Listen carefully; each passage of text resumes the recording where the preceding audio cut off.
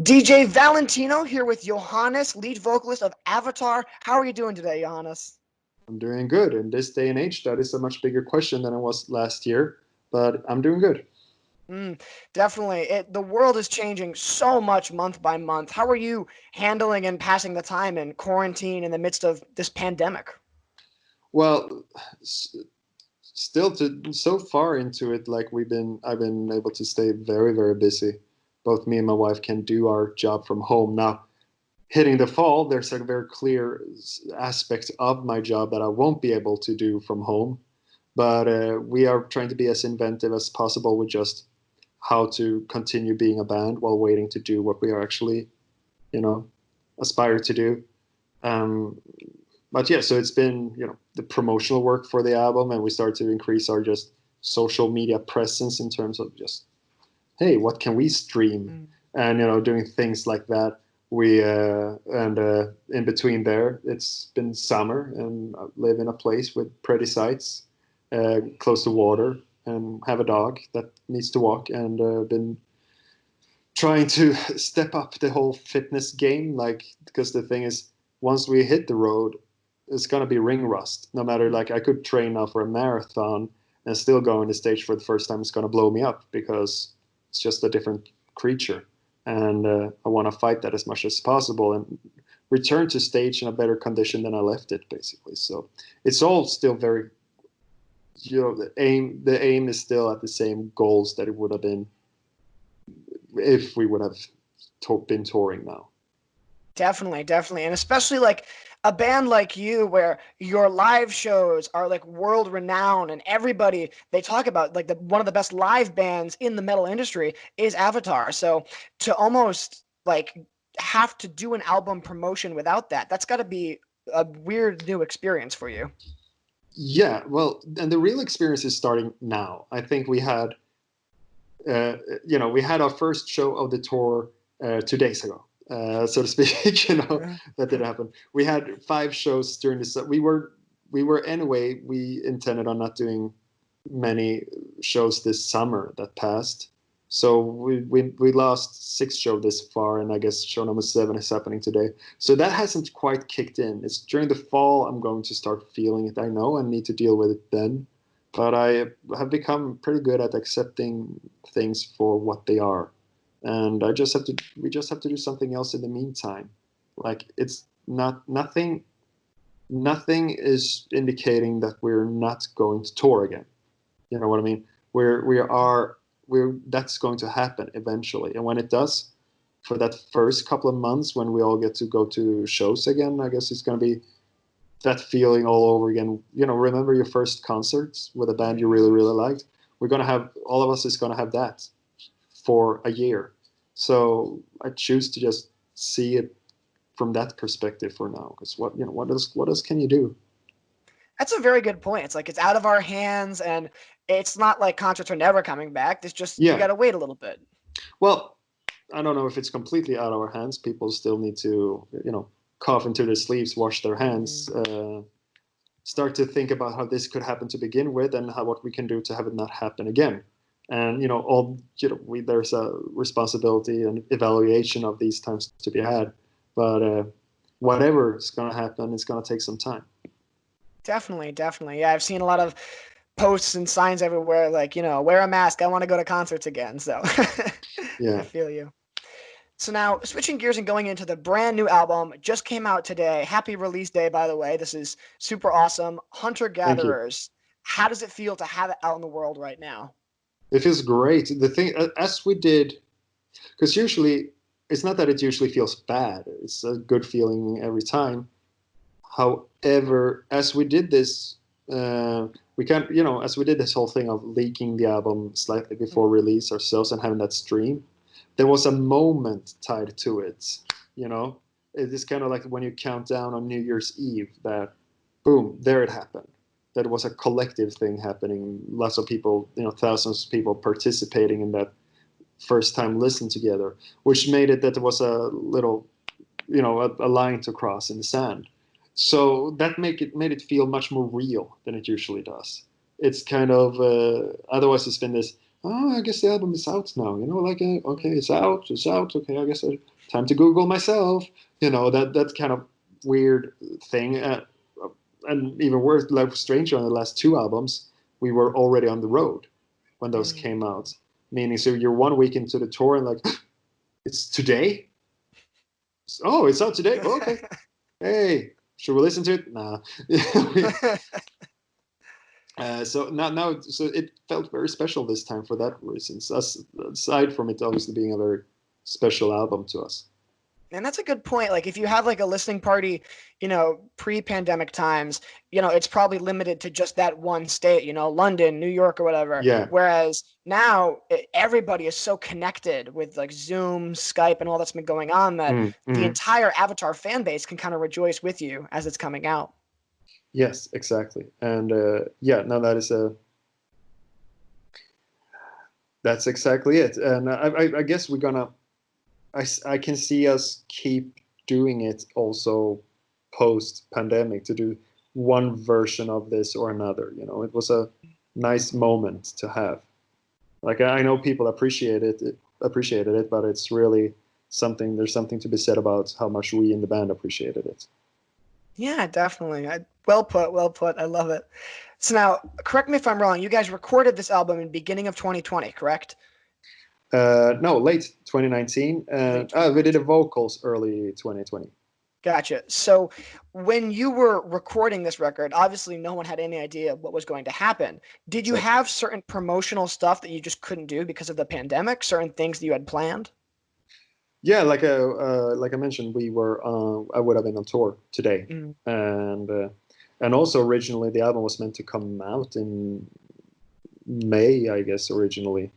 But the thing is, as so we were kind of wrapping up the very last Avatar country shows that we went to with Sabaton to Russia, Hmm. and this was in hindsight should we have gone, but Russia didn't get hit really hard until after. So like seems like no harm, no foul, but a bit iffy. Like I there were many planes leaving that country after my plane left.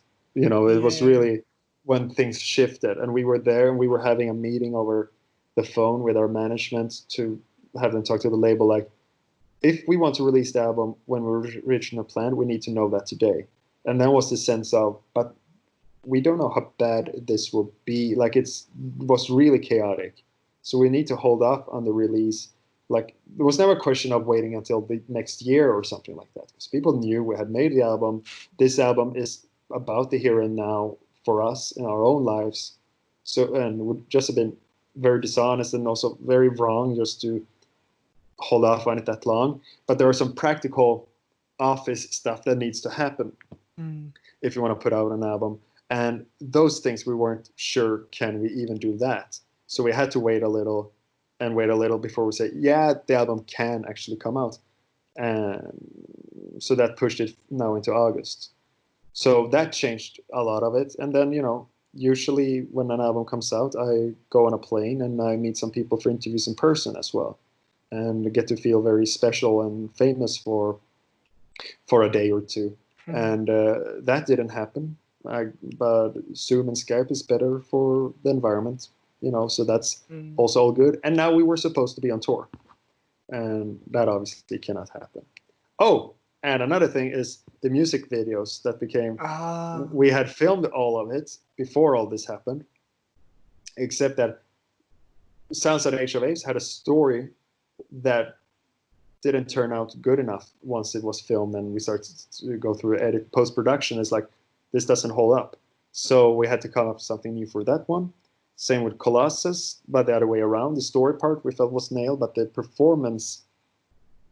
band performance in it didn't look good enough, so okay, that needs to be remade. I live in Finland, the rest of the band lives in Sweden, and Mm. I was stranded here, so I couldn't go over there and shoot. So we had to create music videos that could be done. You know, my wife. We went out in the middle of the night, my wife and I, and she filmed me doing the things for the Polaroids and the Silence and Age of Apes, and for Colossus we bought a green screen, and the whole hologram idea came from that, so I could film myself singing in my living room. So we found the workarounds, and that has kept us pretty busy. Definitely, definitely. And I think even with the delay, the album was worth the wait. You know, it's very concise, cohesive, and just a fantastic release. One question I have, the album it has such a unique and interesting album cover. You know, it's got Mm. that purple color scheme with the mouth and Mhm. like the dead light, and you know, it looks amazing. What went behind that inspiration? Did you finish the album and then start like spitballing ideas, or did it just kind of, as No, you're writing the album, we come? had the album cover. We broke a record for how early we had the cover this time. Well, and the process. This is one of those things that many times I kind of forget who did exactly what, who Mm, suggested what.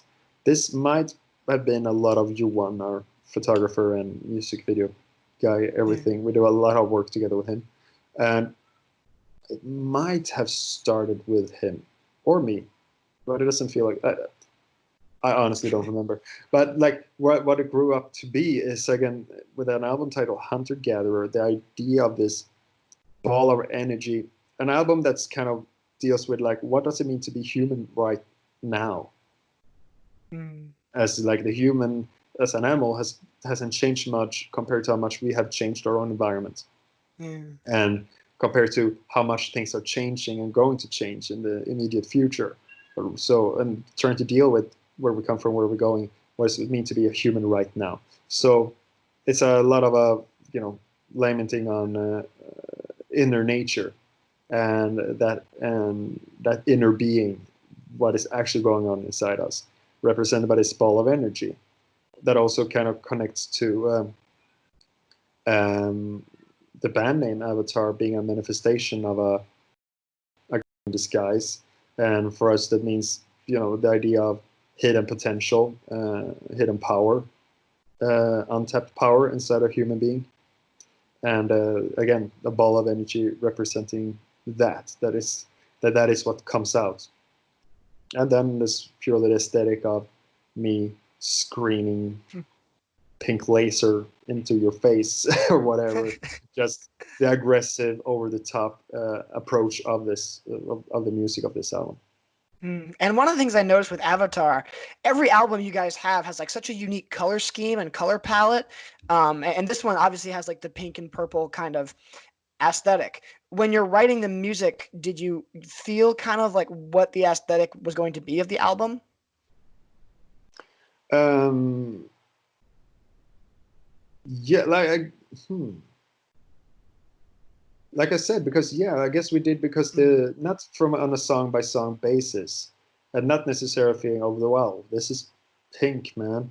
Um, Not so much that, but it was definitely again, but because we knew aesthetically, we knew we made a darker album this time, and we knew long before we started. Yeah. As a kind of pendulum swinging back and forth, like we did Avatar Country, which took us to one extreme. This took us now to the other side, and that. So for that, we had that sense of direction. Like it's going to be more aggressive, it's going to be darker, it's going to be heavier, it's going to be all those things, and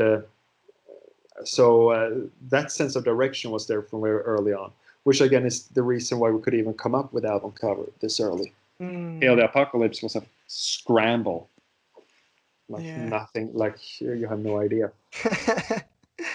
That is a good point where, you know, like if you know ahead of time exactly the vision that you're shooting for, the album cover, it's like, okay, well, this is what I'm going to capture. This is what's going to capture the music once it's all finished. Yeah, it was strange this time. It was kind of because yeah, there was a vision for the album, but the sensation I always had was that it was like watching a painting that was kind of out of focus, and Mm. writing the songs became like adjusting the lens, finding just the right ones to that when they combine sharpen that image, and it was kind of as if the album cover was waiting for us together with everything else there. Like we knew we were going somewhere specific. Definitely. And now there's one particular song on the record that I think, like, all the songs are incredible, but this one, I'm dying to know the lyrical inspiration behind this and kind of if you can give me any insight into the lyrical themes, it'd be greatly appreciated. Kind of on the latter half of the album, you have the song Gun, and it's just a slow ballad and it's beautiful, and the lyrics are like cryptic and mysterious, and it's also very, very poetic. Yeah, there are many ways of approaching talking about it, and I'm not always yet sure exactly how I do the song and myself the most justice, but ultimately it's a vulnerable song about vulnerability. Mm. And the idea, of course, you give a boy a gun, like you give a person the ability to hurt you.